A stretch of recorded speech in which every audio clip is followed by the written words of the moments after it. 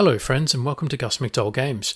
My name is Nick McDowell and today we're asking the question, are Nebelwerfer in Medal of Honor the same as in real life? This topic was suggested by a valued viewer on our channel and we thought we would answer it once we finished our playthrough of the Medal of Honor Allied Assault campaign. Let us know in the comments section below if you have any questions like this about Medal of Honor or other games. We first encounter the Nebelwerfer in Mission 3 Operation Overlord, the Nebelwerfer Hunt. If you haven't seen it yet, check out our playthrough of the moment when we locate the battery in Mission 3 Episode 5, around 4 minutes 30 seconds into the video. The Nebelwerfer also appears in the Spearhead expansion pack. But what is a Nebelwerfer? Basically, it is a German 6-barreled rocket launcher from World War II. Medal of Honor models a 15 cm Nebelwerfer 41. We know this for two reasons.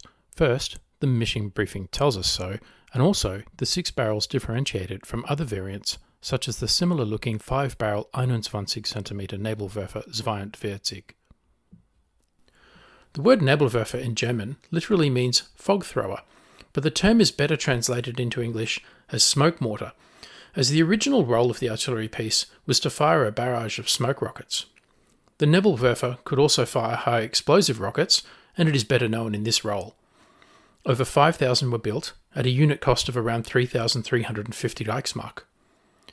So we will compare the game weapon with the real weapon using the following 6 characteristics: crew, operation including firing sequence, reloading, deployment, range, and employment.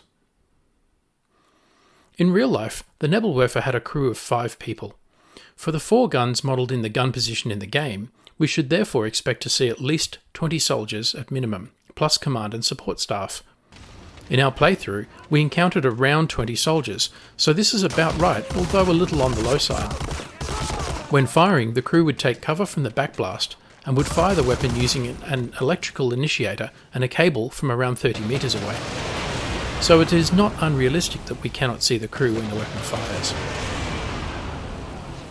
The Nebelwerfer would fire 6 rockets in a predetermined sequence with about 2 seconds between rockets, whereas the game models a salvo of 6 rockets in less than 2 seconds.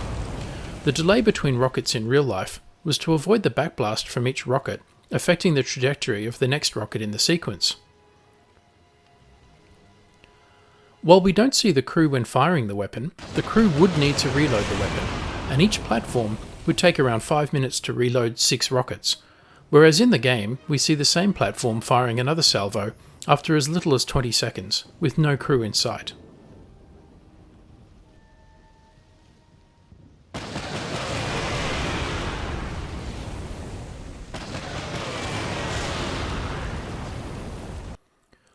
The Nebelwerfer would deploy in a battery of 6 platforms, whereas here we only have 4. Perhaps it has already suffered casualties. An artillery battery will usually have its own local defence with machine guns, so the barbed wire and the 4 machine gun positions modelled in the game are quite realistic. As the Overlord mission is attacking the Atlantic Wall defences, this may explain the concrete bunkers overlooking the only avenue of approach. The crew would dig trenches around the Nebelwerfer to store ammunition, and would take cover in these trenches when firing, so the layout of the gun position in the game is quite realistic. In the game, the Nebelwerfer fires at us from only around 100 metres away. In real life, the weapon had a maximum range of 6,900 metres.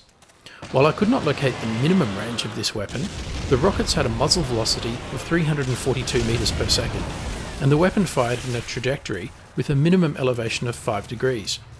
So 100 metres in a direct fire roll is terrifying, but not realistic.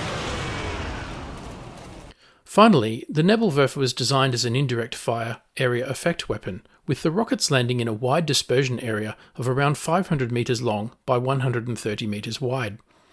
Tactically, it would be used against columns or concentrations of troops, headquarters staff, or equipment. Not against an individual soldier, even one as lethal as Lieutenant Patterson.